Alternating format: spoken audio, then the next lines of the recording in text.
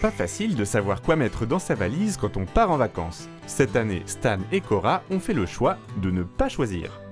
Comme de plus en plus de gens, le couple pratique le camp housing. Comprenez camping, mais avec toute la maison. C'est vrai qu'on sait jamais quoi prendre quand on part en vacances. Et puis chaque été, on a du mal à s'accorder. Stan est très casanier et moi j'adore l'aventure et le camping. C'est une amie qui nous a parlé de ça, on a trouvé l'idée originale. Au moins, on se sent vraiment comme chez nous.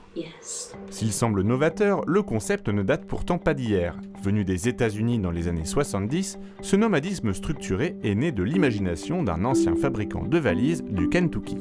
Je me suis rendu compte que les gens avaient de plus en plus de choses à prendre, et la taille des valises n'est pas infinie. Alors j'ai fini par dire en rigolant, ça serait quand même plus simple si on pouvait embarquer toute la maison. J'ai perdu mon emploi, mais j'ai gagné une idée et beaucoup de pognon.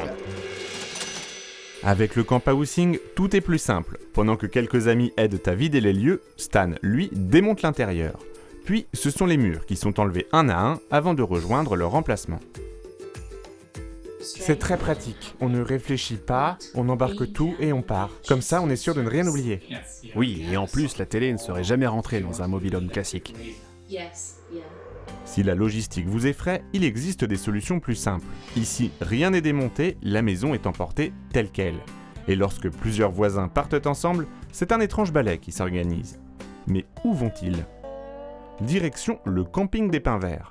Depuis les années 90, le camping s'est spécialisé dans le camp housing et accueille des maisons du monde entier le temps d'un été. Les gens sont attachés aux valeurs du camping, mais ils veulent aussi garder leurs habitudes, leur confort. Le camp housing permet tout ça. Il n'y a pas les inconvénients du camping traditionnel, les sanitaires, la promiscuité, la mixité sociale. Ça explique le succès. Avec 130 emplacements, le camping accueille jusqu'à 500 habitants en pleine saison. Il devient alors un vrai petit village avec son restaurant et ses boutiques. De quoi ravir les vacanciers. Il y a même un Ikea.